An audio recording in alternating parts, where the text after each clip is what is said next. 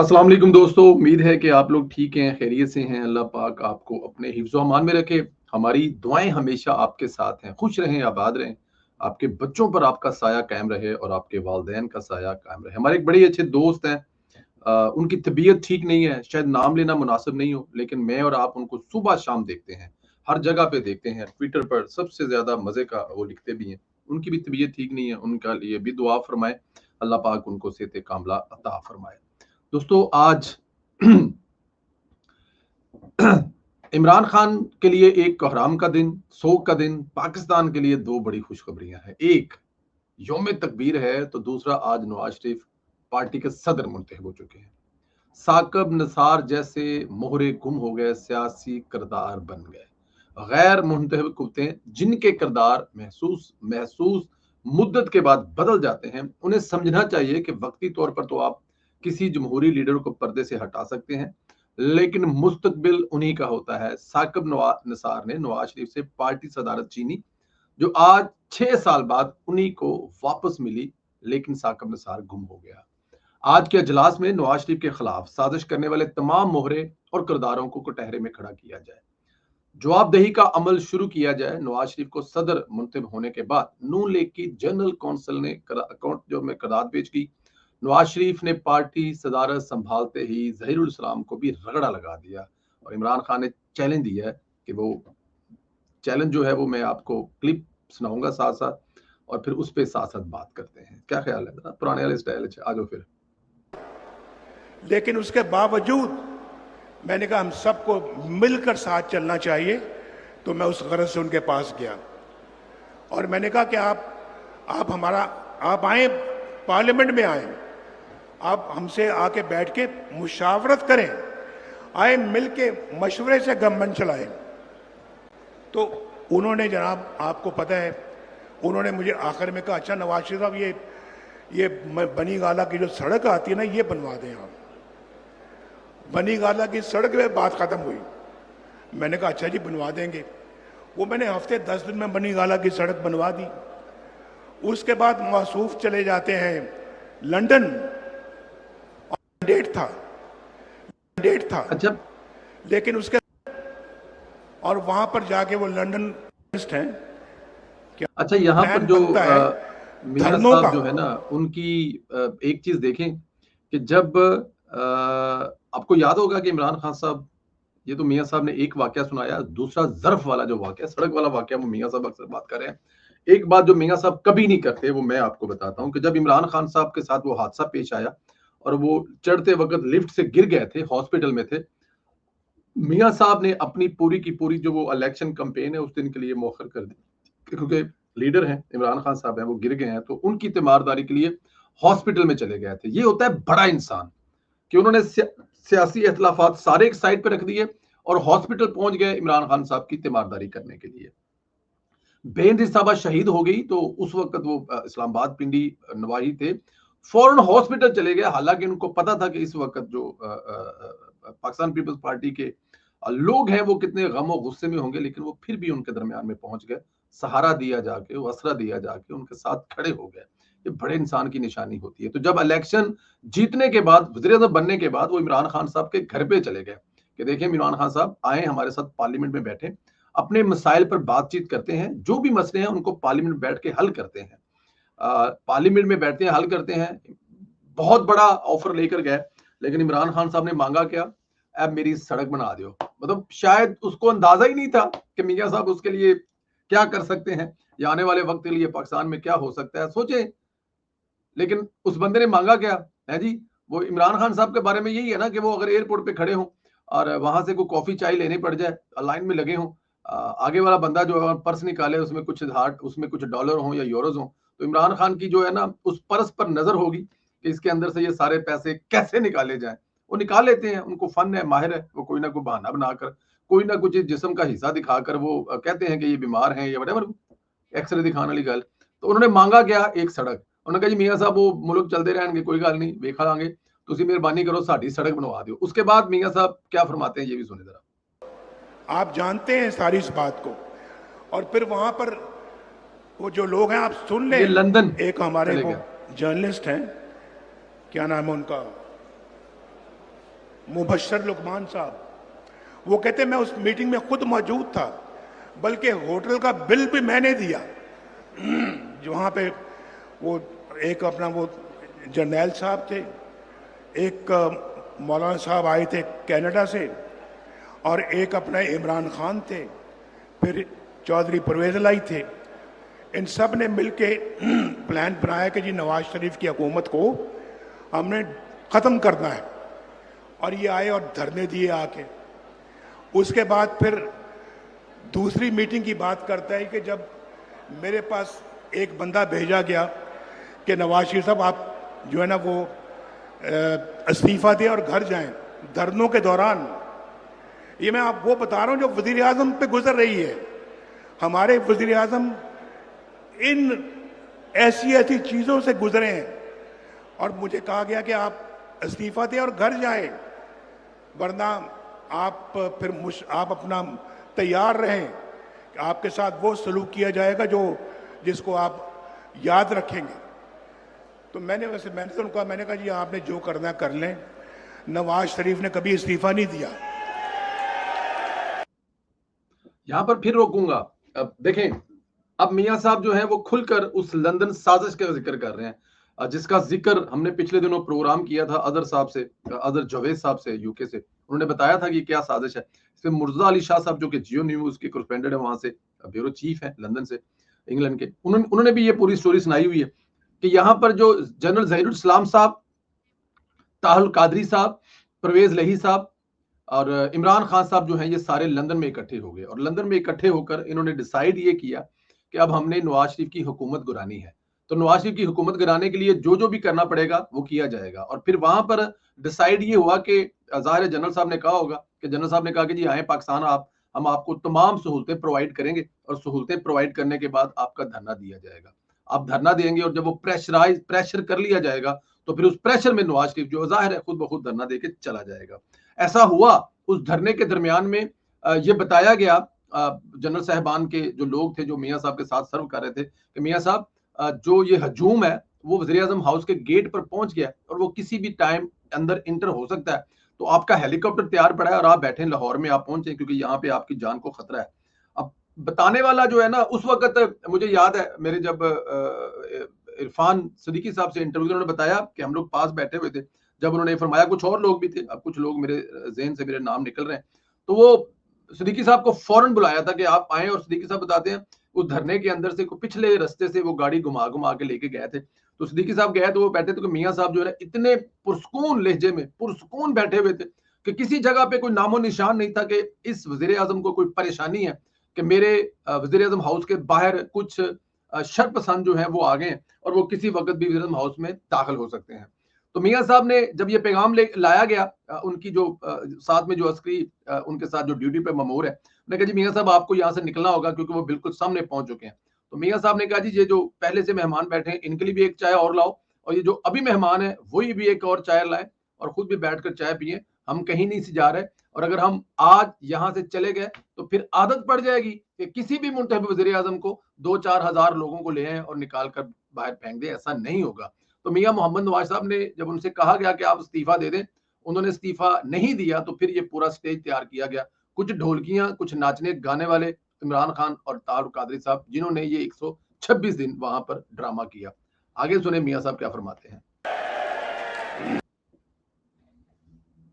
कौमी असेंबली में अपना एक मैंडेट था, लेकिन उसके भी मैंने दिया। वहां पे वो एक अपना वो जर्नैल साहब थे, एक मौलाना साहब आए थे कनाडा से, और एक अपना इमरान खान थे, फिर चौधरी परवेज लाई थे। इन सब ने मिलके प्लान बनाया कि जी नवाज शरीफ की हुकूमत को हमने ख़त्म करना है, और ये आए और धरने दिए आके। उसके बाद फिर दूसरी मीटिंग की बात करता है कि जब मेरे पास एक बंदा भेजा गया कि नवाज शरीफ साहब आप जो है ना वो इस्तीफा दें और घर जाएं, धरनों के दौरान। ये मैं आप वो बता रहा हूं जो वजीर आजम पे गुजर रही है। हमारे वजीर आजम इन ऐसी ऐसी चीजों से गुजरे हैं, और मुझे कहा गया कि आप इस्तीफा दें और घर जाएं, वरना आप फिर आप अपना तैयार रहें कि आपके साथ वो सलूक किया जाएगा जिसको आप याद रखेंगे। तो मैंने तो उनका मैंने कहा जी आपने जो करना कर लें। नवाज शरीफ ने कभी इस्तीफा नहीं दिया। पंजाबी जे कहते हैं ਜਿਹੜਾ ਤੁਸੀਂ ਵੱਢਣਾ ਹੈ ਵੱਢ ਲਓ मैं नहीं इस्तीफा देना है। मियां साहब ने एक्चुअली यह किया कि ਜਿਹੜਾ ਤੁਸੀਂ ਵੱਢਣਾ है ਵੱਢ लो मैं नहीं इस्तीफा देना है। अगर हाँ यहाँ पे राजा कबीर साहब होते ना तो वो इसी लाइन को लिखते कि मियां साहब को जब कहा गया कि आप इस्तीफा दें तो मियां साहब ने यही कहा ਜਿਹੜਾ ਵੱਢਣਾ जे ਵੱਢ लवो मैं इस्तीफा नहीं देना। खबर खत्म हुई। मियां साहब ने कहा जी आपने जो करना है कर लें, इस्तीफा तो मैंने नहीं देना, और इस्तीफा उन्होंने नहीं भी दिया, और ये इसमें भी कोई शक नहीं है।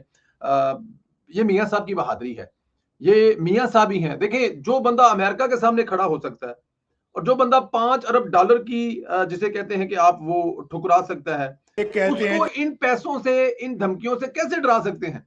जब मियां साहब के यहाँ पर पिस्तौल रख दिया था, जब 99 में कू हुआ था तो उन्होंने कहा था कि ये पिस्तौल रख दिया कि हम गोली चलाने लगे हैं या इस्तीफा दें, साइन करें। तो मियां साहब ने क्या कहा था, ओवर माय डेड बॉडी।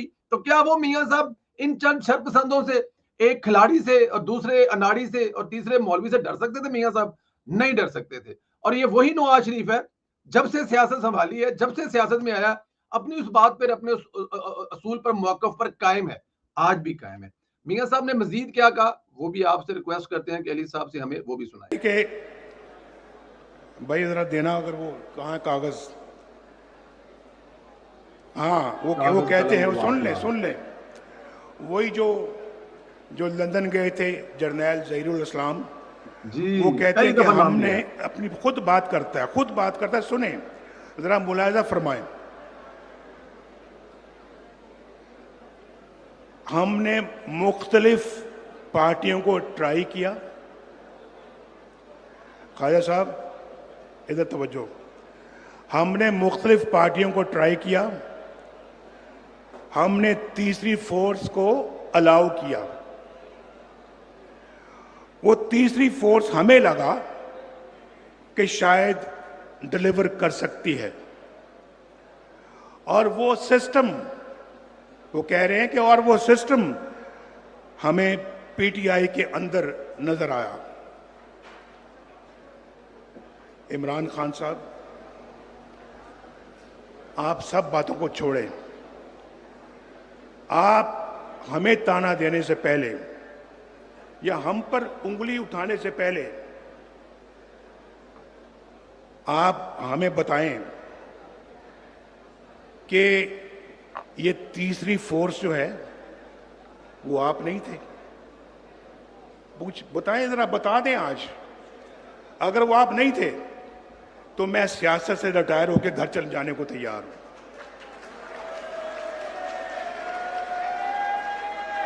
मैं छोड़ दूंगा सियासत, मैं जो बात कहता हूं उसको पे अमल करता हूं, आप जानते हैं इस बात को। अल्हम्दुलिल्लाह मेरी इतनी क्रेडिबिलिटी है, मैं कसम भी नहीं खाता, लेकिन मैं वादा करता हूं कि अगर वो तीसरी फोर्स का इशारा आपकी तरफ नहीं था तो मैं सियासत भी छोड़ने को तैयार हूं। वो आप थे, आप। और मैं तो कहता हूं कि इन्हीं लोगों ने आपकी बुनियाद रखी है। ये बहुत बड़ी बात की है मियां मोहम्मद नवाज साहब ने। देखें ये बात जो जनरल ज़हीरुल इस्लाम साहब है उन्होंने ज़ाहिर है महफिलों में की गई मीटिंग करेंगे, उनकी एक वीडियो भी मौजूद है जिसमें वो किसी जगह पे अपने डेरे पर, अपने फार्म हाउस पर या फिर किसी दूसरे फार्म हाउस पर एक तकरीर फरमा रहे हैं जिसमें उन्होंने कहा कि हमने एक तीसरी कुव्वत लाई है जो अब डिलीवर करेगी, क्योंकि इन लोगों से डिलीवर नहीं हो रहा था। तो जनरल साहब ने ये बात तो मतलब के लोगों से तो कही होगी, उनके प्लान का तो हिस्सा होगा, रिटर्न पेपर वर्क तो उनका कंप्लीट होगा, क्योंकि ये सारे नाकाम हो गए हैं जी। 5.9 जीडीपी वाले नाकाम हो गए, सी पैक लाने वाले नाकाम हो गए, फौज के साथ मिलकर वजीरिस्तान से दहशतगर्दी का खात्मा करने वाले नाकाम हो गए, कराची से दहशतगर्दी का खात्मा करने वाले नाकाम हो गए, हजारों किलोमीटर मोटरवे में सड़कें, मोटरवे बनाने वाले नाकाम हो गए। कामयाब किसको लाए करने के लिए? एक खिलाड़ी को। खुदा का खौफ करो जनरल साहब। बट एनी हाउ, जनरल साहब का जो प्लान था वो ये था जनाब कि हम लोगों ने तुम लोगों को सबको जो है वो ट्राई कर लिया। अब ट्राई करने के बाद हमारे पास कुछ मजीद रह नहीं गया, तो इसलिए हम आपको ये कह रहे हैं कि आप लोग इस्तीफा दें, घर पे जाएं। और तीसरी कुव्वत, मियां साहब ने यहाँ पे एक चैलेंज भी दिया है, सवाल भी किया है। चैलेंज मियां साहब का ये है कि वो जो तीसरी कुव्वत थी जनरल ज़हीरुल इस्लाम की, आप आए इमरान खान साहब और दें हमें हलफ कि वो तीसरी कुव्वत आप नहीं थे, वो तीसरी कुव्वत आप ही थे। और वो जो धरने में खड़े होकर बार बार आप अंपायर की उंगली का इशारा करने के लिए कहा करते थे और अंपायर की उंगली से हुकूमत गिराने की बात किया करते थे, और अंपायर की उंगली के सहारे पर जो आपने 126 दिन गुजारे थे, वो यही सहारा था, वो यही ताकत थी, वो यही लोग थे जिनका मियां साहब आज जिक्र कर रहे हैं। तो क्या आप बताएंगे, आप हलफ देंगे कि तीसरी कुव्वत आप नहीं थे? ये मियां साहब का सवाल तो बड़ा जेन्युइन है। और उन्होंने साथ ये भी कह दिया है कि मैं कसम नहीं खाता, मेरी जुबान ही कसम है, आप आए और अगर मेरा ये चैलेंज गलत है और अगर ये मेरा सवाल वैलिड नहीं है और मैं जो पूछ रहा हूं ये गलत है, तो मैं हमेशा के लिए सियासत छोड़ दूंगा। नवाज शरीफ ने जिंदगी में और कुछ नहीं किया सिवाय सियासत के। वो कह रहे हैं कि मैं अपनी सियासत छोड़ दूंगा अगर ये साबित कर दें कि मैं गलत कह रहा हूं। लेकिन पता है इमरान खान को नवाज शरीफ गलत नहीं है। यही था वो अंपायर, यही थी वो ताकत तीसरी जिसको लेके आए थे। मियां साहब कच्ची कौलियां नहीं खेलते। खैर, मियां साहब ने मजीद क्या कहा वो भी सुन लें। आपकी सियासत की बुनियाद रखी है। हाँ, हमारी हुकूमत का तख्ता भी आपने उल्टवाया इन लोगों की मदद से। जमहूरियत को पतरी से भी आपने उखाड़ा। और ये इन लोगों ने, आप यहां तक उनके हौसले बुलंद हो गए थे। प्राइम मिनिस्टर के हाउस के सामने धरना हो रहा है और वो कह रहे हैं कि नवाज शरीफ, हम तुम्हारे गले में रस्सा डालकर खींचकर बाहर लेके आएंगे तुम्हें। किसकी मां पर इतनी बड़ी बड़ी धमकियां दे रहे थे? क्या यही वो अंपायर की उंगली नहीं थी जिसके इमरान बार बार जिक्र करता है? अंपायर की उंगली, अंपायर की उंगली, ये वही था अंपायर। तो मैं आपसे पूछना चाह रहा हूं कि इन बातों का जवाब इमरान खान साहब आप दें, कौम को दें। आपका तो कोई केस ही नहीं है। अगर आप इनका बातों का जवाब देंगे तो उसके बाद फिर आप हमसे बात करना। आपका तो मियां साहब कह रहे हैं कि किसकी ये जो तीसरी उंगली थी, और फिर उन्होंने कहा जी हम आपकी जो आप हमें बातें कर रहे हैं, आपको लाने वाले ही यही लोग हैं, आपकी सियासत का आगाज ही इन्हीं लोगों से हुआ है और जिनके कहने पर या जिनकी पुष्टपनाही पर आप कर रहे थे वो सबके सामने है। तो आपको तो किसी के बारे में इस तरह की बात करने से पहले इमरान खान साहब शर्म आनी चाहिए। ये जो अंपायर की उंगली, ये तीसरी ताकत, वो आप, ये आपको जो नजर आ रहे थे वो ये थे जब आप एक मुंतहिब वजीर आजम, जो एक सिंगल लार्जेस्ट पार्टी थी पाकिस्तान मुस्लिम लीग नून, उसके वजीर आजम को खड़े होकर कंटेनर पर ये धमकी लगा रहे हैं कि गले में रस्सा डालकर वजीर आजम हाउस से खींच कर बाहर लाएंगे। वो जो आपके पीछे ताकत थी, जो पुष्पनाई थी, वो यही जनरल जहीरुल इस्लाम थे, जो इस पूरे प्रोजेक्ट को लिखने वाले और इसको करने वाले थे। इसमें कोई शक नहीं है। और इसको देखें, अब तो ये जो मौजूदा मिलिट्री क्यादत है वो भी ये कह रही है, डीजीआई आसफर ने क्या कहा, जो मियां साहब कह रहे हैं कि हम लोग चाहते हैं कि अगर आपने इंक्वायरी करनी है, अदालती कमीशन बनाना है तो बनाए, कोई इतराज नहीं, लेकिन कहां से बनाए? 2014 वाले धरने से बनाए। अब 2014 वाले में धरने में अगर कोई कमीशन बनेगा तो वो खाली इमरान खान से ताल्लुक काजी तो नहीं पूछेगा, वो जनरल जहीरुल इस्लाम को भी तो लेके आएगा, फिर उसका दरमियान में वो जनरल फैज को भी तो लेके आएगा। तो मिलिट्री क्यादत जो है वो भी इस बात पर अब आ गई है कि सियासत में रोल खत्म होना चाहिए। और अगर इमरान खान साहब आपने इंक्वायरियां करवानी है तो करवा लें, आप तो लम्बे पाए जाएंगे, आपके साथ साथ आपको लाने वाले भी लम्बे पाए जाएंगे। आपके तो जो जो जो केस के अंदर मेरिट तो कोई है ही नहीं। आपका कोई मेरिट नहीं है आपके केस में। तो आप अपना इस तरह, आप तो उन लोगों की पैदावार हैं। और 2018 के इलेक्शन में जो हुआ था उसके भी आप अच्छी तरह से आप जिम्मेदार हैं। जी, 2018 में जो इलेक्शन हुआ था उसके भी जिम्मेदार आप हैं। जाहिर है आरटीएस बैठाने की बात कर रहे हैं मियां साहब, और साथ में वो जो आपको लाने वाले थे उन्होंने कहा जी आपका तो केस ही बड़ा कमजोर है। आप कैसे कह सकते हैं कि कोई और आरटीएस आपके दौर में बिठाया गया था? वही जो लंदन वाला प्लान तब शुरू किया था वो जाकर 2018 में आप लोगों ने पूरा किया। और जो तीसरी कुव्वत आप लोगों ने, अच्छा ये जो कुव्वतें बनती है ना, ये जनरल जहीरुल इस्लाम ने ये प्रोजेक्ट स्टार्ट किया, कहां पे आगे किसके दौर में कंप्लीट हुआ, दरमियान में से कौन कौन गुजर गया, लेकिन वो प्रोजेक्ट स्टार्ट रहा, क्योंकि प्रोजेक्ट किसी एक शख्स का नहीं होता। वो अब इस बात से आप ये भी कह सकते हैं कि वो अदारे का प्रोजेक्ट था जो कि कंप्लीट होकर ही रहा। लेकिन अब जो हुआ, इमरान खान साहब ने लाने वालों के साथ जो किया वो भी आपके सामने, और मेरे ख्याल में ये एक बहुत बड़ा लेसन है।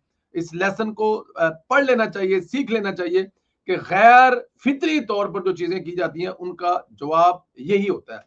और नहीं कहते कि गैर फितरी रिलेशन जो बाल पैदा होता है वो इमरान खान वर्गा होता है, वो यही है ना कि जब गैर फितरी होगा और नाजायज होगा, गलत इंपोज किया गया, गलत वो मुसल्लत किया गया, वो बच्चा जड़ा ना फिर इमरान खान वर्गा ही जमता है जी। वार बेबीज जो है ना वो इमरान खान जैसे ही होते हैं।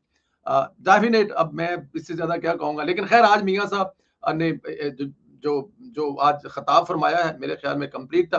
इमरान खान साहब को जो चैलेंज दिए हैं वो इमरान खान साहब, आई डोंट थिंक सो कौन उनसे दिखाएगा और कौन सामने आएगा, इसमें कोई शक नहीं है।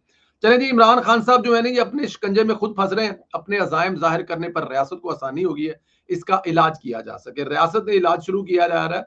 बताया जा रहा है कि इमरान खान के खिलाफ पाकिस्तान क्रिमिनल कोड की दफा 196 के तहत गद्दारी, अहम शख्सियात को कत्ल करने के इल्जाम में मुकदमा दर्ज किया जा रहा है।